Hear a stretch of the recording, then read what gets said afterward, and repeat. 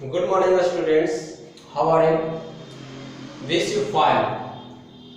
In this previous video, we have already studied about the property of charge and importance of charge application of electricity and also introduction of electricity.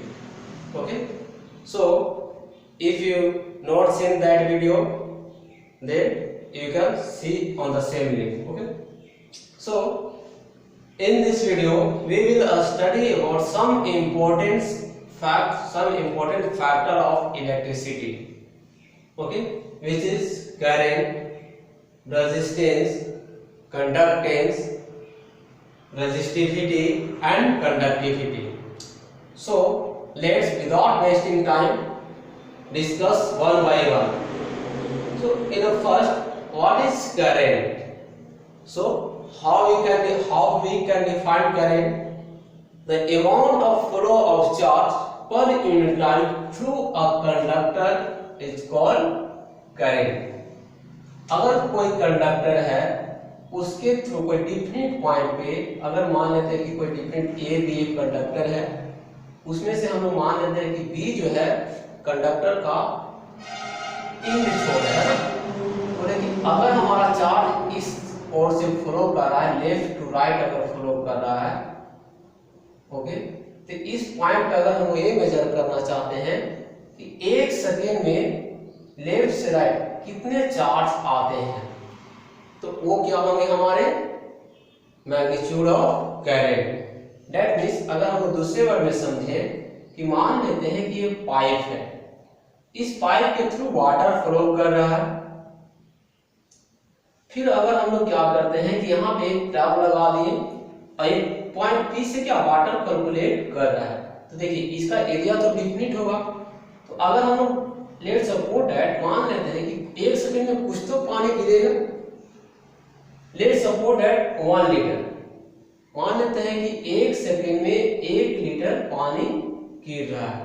Okay, तो वो हमारा क्या कहलाएगा student, 1 litre पर second, यानी पानी गिरने का रेट क्या है, वाटर को फ्लो होने का रेट क्या है, 1 लीटर पर सेकेंड। उसी तरह से अगर ये हमारा क्या रहे, चार्ज रहे, इसमें अगर हमारा क्या रहे चार्ज, तो अगर इस पॉइंट पी पे अगर हमारा एक सेकेंड में मान लेते हैं कि Q amount of charge flow हुआ टी टाइम में, तो हम लोग क्या लिख सकते हैं, Q by T। Therefore we write, we have written I is equal to Q by T, where Q is symbol of charge, T for time, okay, that means therefore I is equal to Q by T। now अगर हम लोग जानना चाहते हैं कि what is the unit of ampere, okay, in derived unit है ना, because we know SI unit of ampere is current, but 1 ampere is equal to what? 1 ampere is equal to what? How much amount of charge which we can set to 1 ampere, यानी वो कितना amount of charge होगा जिसे हम लोग क्या बोलेंगे कि वो 1 एम्पियर के बराबर होगा। ठीक है, तो हम लोग क्या बोल रहे हैं कि I यानी करंट का SI यूनिट एम्पियर, चार्ज का SI unit coulomb and second time का SI unit second।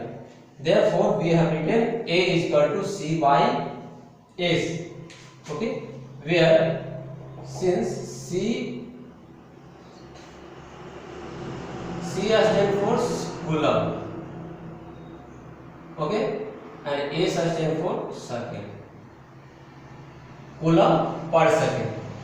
Next student, अगर हम लोग ये जानना चाहते हैं कि अगर इसके थ्रू करंट फ्लो कर रहा है तो कितना एम्पियर है, 1 एम्पियर, 2 एम्पियर, 3 एम्पियर, हम लोग कैसे कैलकुलेट करेंगे, तो उसके लिए क्या है, 1 ampere is equal to 1 coulomb पर सेकेंड, यानी इसके थ्रू अगर हम लोग यहाँ पर रखें कि नहीं 1 कूलम चार्ज फ्लो कर रहा, टाइम कितना ले रहा है 1 सेकेंड, यानी अगर 1 कूलम फ्लो होने में 1 सेकेंड टाइम लेता है तो उसे हम लोग क्या बोलेंगे 1 ampere. Similarly 2 ampere equal to अगर हम लोग लिखना चाहें तब क्या बोलेंगे कि अगर 2 कूलम चार्ज फ्लो होता हो 1 ही सेकेंड में तब क्या होगा 2 कूलम पर सेकेंड और ये 2 एम्पियर का इक्वल टू हो जाएगा। सिमिलरली 3 एम्पियर इक्वल टू क्या हो जाएगा स्टूडेंट 3 कूलम पर सेकेंड एज सो 4 एम्पियर के लिए 4 कूलम पर सेकेंड। यानी डेट मींस हम लोग किस पे देख रहे हैं कि हमारा चार्ज किस पे वैरी कर रहा है कि 1 सेकंड में कितना कूलम चार्ज फ्लो करता है, उसी पे हमारा करंट का मैग्नीट्यूड डिपेंड करता है। इसलिए हम लोग क्या सीखे the flow of charge per unit time is called current. Okay, next हमारा इंपॉर्टेंट टॉपिक है इसे रेजिस्टेंस। रेजिस्टेंस को हम लोग कैपिटल R से डिनोट करते हैं और इसका ये होता है कि अगर कोई भी मटेरियल का वह प्रॉपर्टी जिससे क्या करता हो करंट को फ्लो होने से रोकता हो, उस प्रॉपर्टी को हम लोग क्या कहते हैं रेजिस्टेंस। ओके, दैट मींस देखिए हम लोग उससे समझते हैं।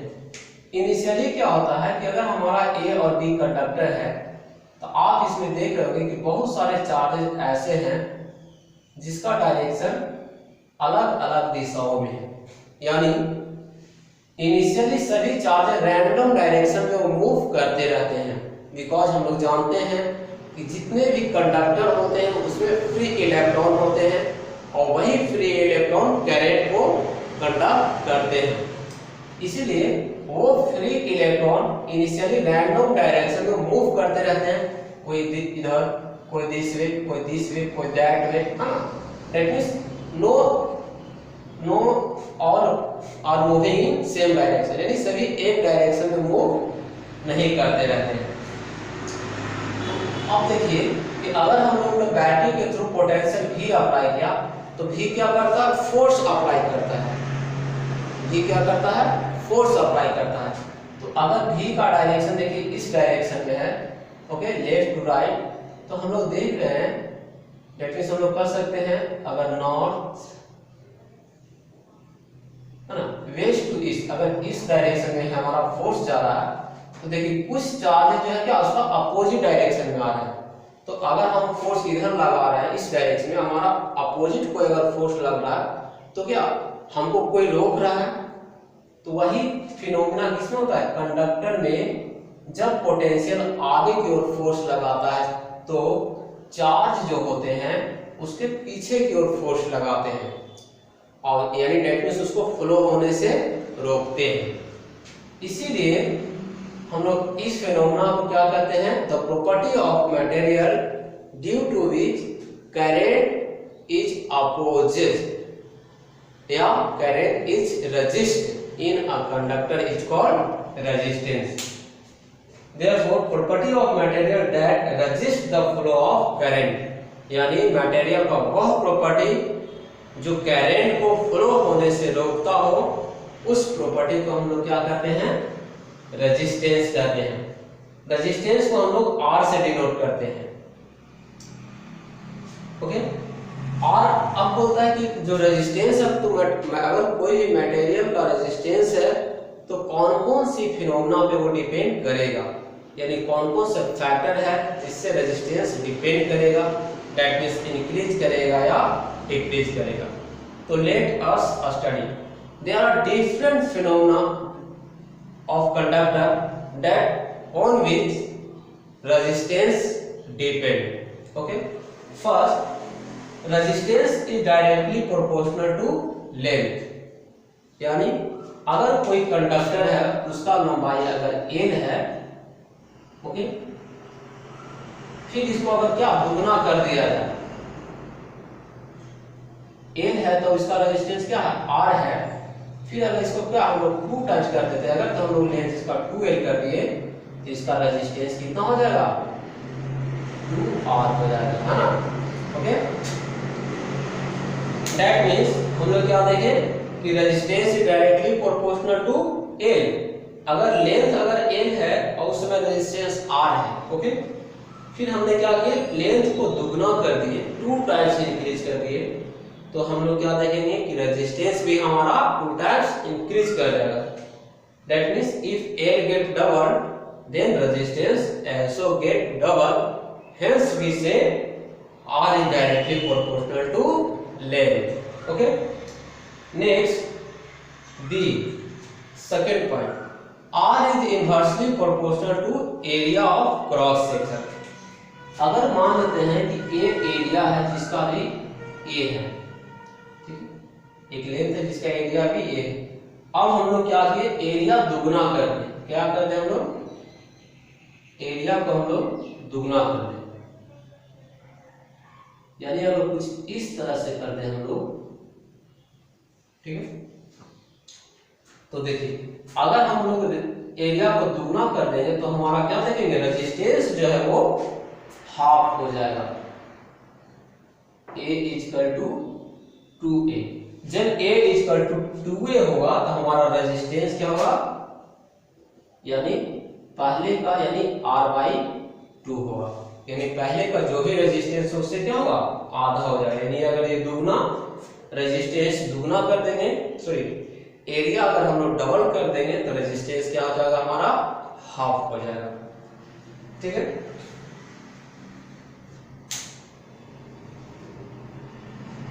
Okay, similarly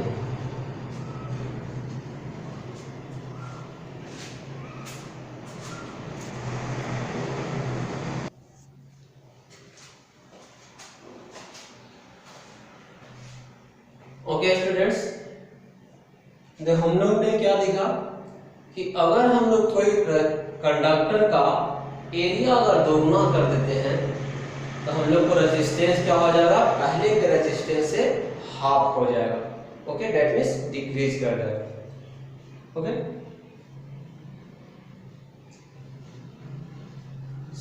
third next property है R is directly proportional to temperature. अगर वायर मान लेते हैं कि कोई मटेरियल है ना, प्योर मटेरियल है, ठीक है, क्या है, प्योर।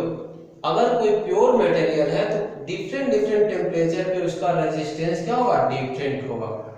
यानी अगर हम लोग कह सकते हैं कि अगर 30 डिग्री पे क्या 30 डिग्री सेल्सियस पे टेम्परेचर, अगर जब टेम्परेचर दैट मींस कह सकते हैं कि वेन टेम्परेचर अगर 30 डिग्री सेल्सियस है, अगर उसका R है रेजिस्टेंस, तो अगर उसको इंक्रीज कर दिया जाए इसका टेम्परेचर,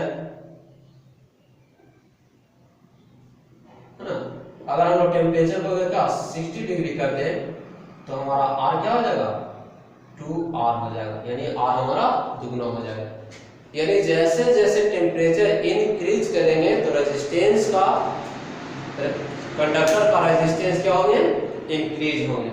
ओके, जैसे जैसे हम लोग कंडक्टर का टेम्परेचर इंक्रीज करते हैं, ओके, तो हम लोग क्या देखेंगे कि हमारा रेजिस्टेंस भी इंक्रीज हो रहा है। जैसे अगर वायर मान लेते हैं कि हमारा कंडक्टर है जो रूम टेम्परेचर पे रखा हुआ है, ठीक है, रूम टेम्परेचर कितना होता है स्टूडेंट, 25 डिग्री सेल्सियस।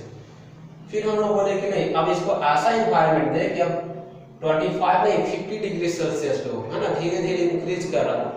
तो अगर रेजिस्टेंस, अगर टेम्परेचर इंक्रीज करेगा तो इसका मतलब इसका रेजिस्टेंस भी इंक्रीज करेगा। इसलिए हम लोग क्या कहते हैं, resistance of conductor is also depend upon the temperature of conductor. Okay, resistance और किस पे डिपेंड करता है, कंडक्टर के टेम्परेचर पे। फोर्थ प्रॉपर्टी है जो बोलता है कि resistance is also depend upon the nature of material, कि कौन सा मटेरियल किस चीज का बना हुआ है, उसका नेचर क्या, उसका बनावट क्या है। जैसे देखिए ये क्या है, मार्कर, अगर हम इसके थ्रू करंट को अगर कंडक्ट करेंगे तो ना के बराबर होगा, नेग्लिजिबल, है ना, क्योंकि ये क्या है, बैड कंडक्टर है। ओके, बट अगर आप कंपेयर करें कि एक आयरन, इतना लेंथ आयरन है ना, फिर सिल्वर हो, फिर कॉपर हो, तो हम लोग देखेंगे कि अगर कॉपर, सिल्वर और आयरन, है ना, हम लोग क्या देखें, एक हम लोग क्या लिए, कॉपर वायर, दूसरा क्या लिए, सिल्वर वायर, और तीसरा हम लोग क्या लिए हैं, आयरन, एल्युमिनियम वायर। ठीक है, अगर कॉपर, सिल्वर और एल्युमिनियम अगर ये तीन अगर अलग अलग वायर है तो सभी का रेजिस्टेंस क्या होगा, अलग अलग। इसमें सबसे ज्यादा करंट को कौन फ्लो होने देगा, इजीली सिल्वर, उससे कम कॉपर और उससे कम एल्युमिनियम। यानी सबसे ज्यादा फास्टेस्ट करंट कौन कैरी करेगा, सिल्वर। उसके बाद सेकंड नंबर पे कौन, कॉपर, और थर्ड नंबर पे एल्युमिनियम। तो हम लोगों ने क्या देखा, यानी जिसमें सबसे कम रेजिस्टेंस किसमें हुआ, सिल्वर में। उसके बाद रेजिस्टेंस किसका हुआ, कॉपर का, और सबसे कम एल्युमिनियम का। दैट मींस अगर इसका रेजिस्टेंस R1 है तो इसका R2 है और इसका R3 है, तो हम लोग क्या कर सकते हैं कि R3 जो है सबसे बड़ा है, R3 जो रेजिस्टेंस है वो बड़ा है, उसके बाद R2 है, उसके बाद R1 है। ओके, यानी सबसे ज्यादा रेजिस्टेंस किसका है, एल्युमिनियम का, इस दोनों ये तीनों में। उसके बाद रेजिस्टेंस किसका है, कॉपर का, और सबसे कम रेजिस्टेंस किसका है, सिल्वर का। ओके, दैट मींस हम लोग इसीलिए कहते हैं कि अलग अलग मटेरियल का अगर कंडक्टर है तो उसका रेजिस्टेंस डिफरेंट डिफरेंट होंगे। ओके, नेक्स्ट हम लोग देखते हैं कि रेजिस्टेंस का हम लोग वैल्यू कैसे निकालते हैं exactly. Okay,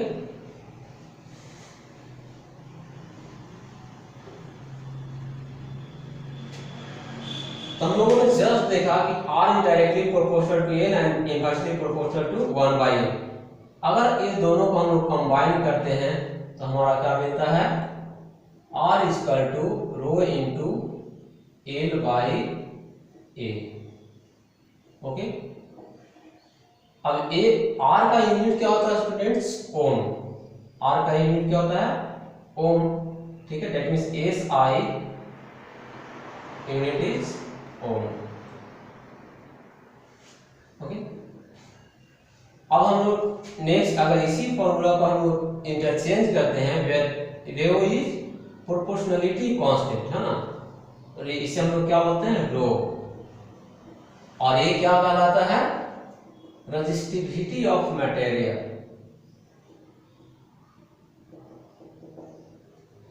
resistivity of conductor या मटेरियल, रेजिस्टिविटी ऑफ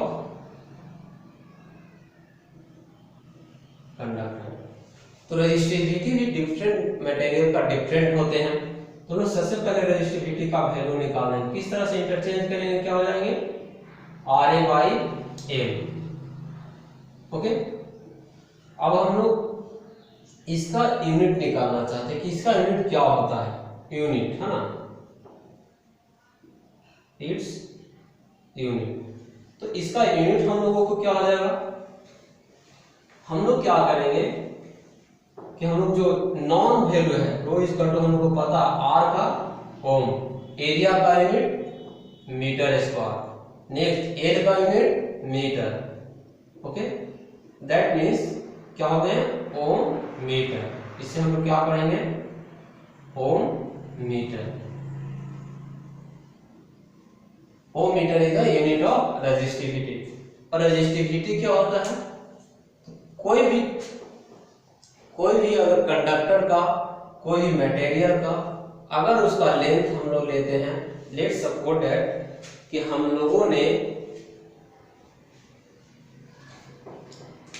लोग क्या किए, एक यूनिट क्रॉस सेक्शन एरिया लिए, है ना, जिसका लेंथ कितना हो, 1 मीटर, एंड एरिया, है ना, लेंथ है यानी, और एरिया भी कितना हो, 1 मीटर। यानी यूनिट क्रॉस सेक्शन यानी 1 मीटर लेंथ हो और 1 मीटर क्या हो, एरिया हो।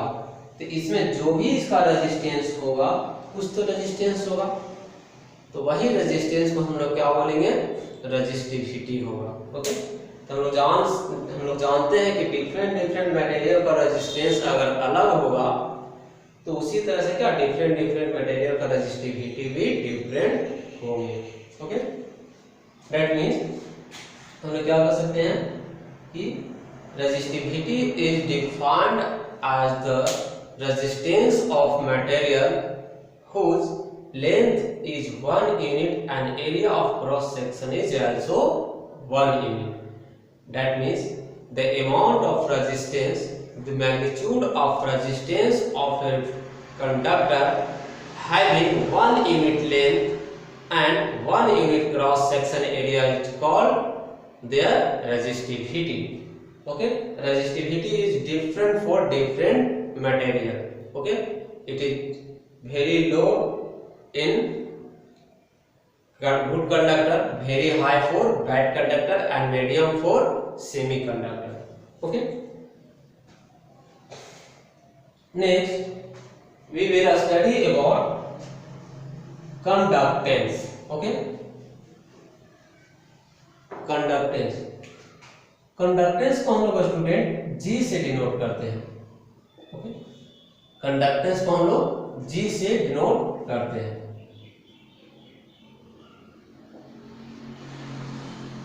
Capital G. और कंडक्टेंस जो होता है इनवर्स ऑफ रेजिस्टेंस होता है, यानी हम लोग इस तरह से कंडक्टेंस को क्या लिख सकते हैं 1/R, रेजिस्टेंस का उल्टा. अब हम लोग इसका यूनिट निकालना चाहते हैं, यानी कंडक्टेंस क्या होता है. तो कंडक्टेंस कंडक्टर का या मटेरियल का वह प्रॉपर्टी होता है जिससे करंट को फॉलो होने देता है. ओके, हम लोग क्या देखे, रेजिस्टेंस वह प्रॉपर्टी है जिससे करंट को फॉलो होने नहीं देता है, जबकि कंडक्टेंस कंडक्टर का वह प्रॉपर्टी है जो करंट को फॉलो होने देता है. That means the property of conductor due to which current is follow is called conductance. Its S unit क्या होगा, हम लोग इसको कैलकुलेट करते हैं.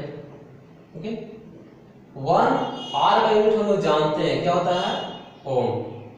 दिस इक्वल टू क्या हो सकता है पर ओम. ओके, इस पर ओम को हम लोग क्या लिखते हैं, अगर हम लोग पर ओम दैट मींस इनवर्स ऑफ ओम, तो हम लोग ओम का इनवर्स करें तो OHM है ना. This equal to MHO. Yes or no, ohm का उल्टा महो, इसीलिए हम लोग इसे क्या पढ़ते हैं महो. और भी इसे क्या बोलते हैं, महो को हम लोग साइमन भी बोलते हैं. क्या बोलते हैं स्टूडेंट्स, महो को हम लोग साइमन भी कहते हैं.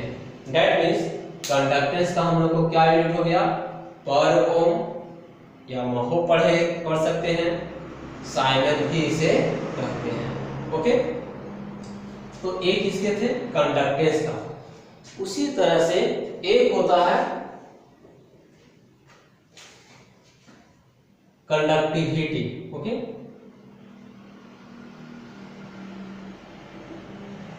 कंडक्टिविटी को हम लोग लेटर सिग्मा से डिनोट करते हैं. किससे डिनोट करते हैं, सिग्मा से.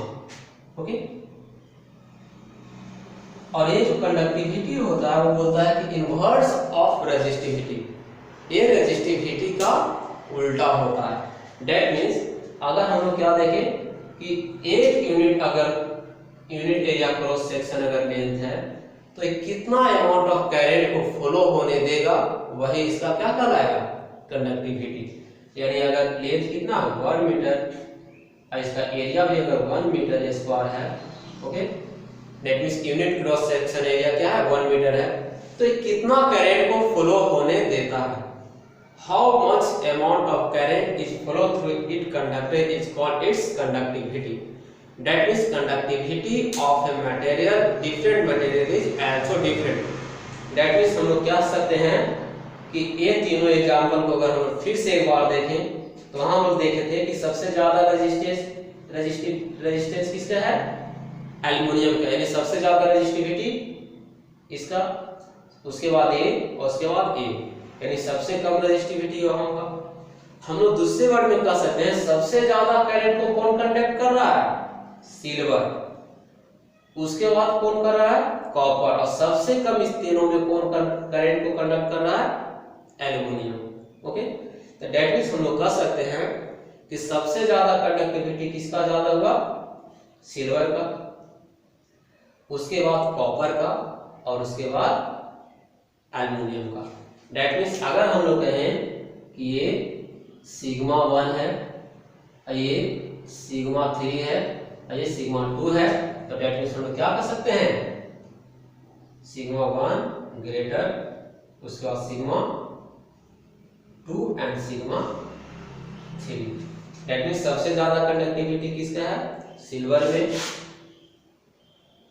उसके बाद कॉपर में, और उसके बाद एल्युमिनियम में। ओके, डेट मींस हम लोग क्या कह सकते हैं कि अलग अलग मटेरियल का कंडक्टिविटी क्या होते हैं, अलग अलग होते हैं। कंडक्टिविटी कहता है कि inverse of resistivity, that means 1/ρ। अगर हम लोग फिर इसका यूनिट अगर हम लोग कैलकुलेट करना चाहते हैं तो क्या हो जाएगा, हम लोग रो का यूनिट जानते हैं, क्या लिखे हैं, ओके, ओम मीटर, है ना। रो का यूनिट क्या होता है, ओम मीटर। दिस इक्वल टू हम लोग क्या लिख सकते हैं,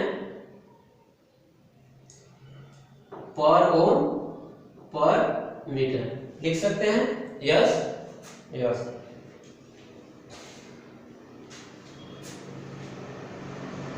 अब देखिए अगर हम लोग इसका 1 ओम लिख सकते हैं तो दिस इक्वल टू हम लोग को क्या हो जाएगा, रो इक्वल टू क्या हम लोग लिखिए, वो पर ओम पर मीटर। अब देखिए पर ओम को हम लोग क्या करते हैं, महो। दिस इक्वल टू हम लोग क्या कर सकते हैं, महो पर मीटर, या हम लोग और भी क्या कर सकते हैं, साइमेन पर मीटर। यस, यानी कि तीनों के किसके यूनिट हो गए, कंडक्टिविटी का। ओके, इस तरह से हम लोग क्या कर सकते हैं, सभी चीजों को अच्छी तरह से समझ सकते हैं। Okay, I hope you understood better.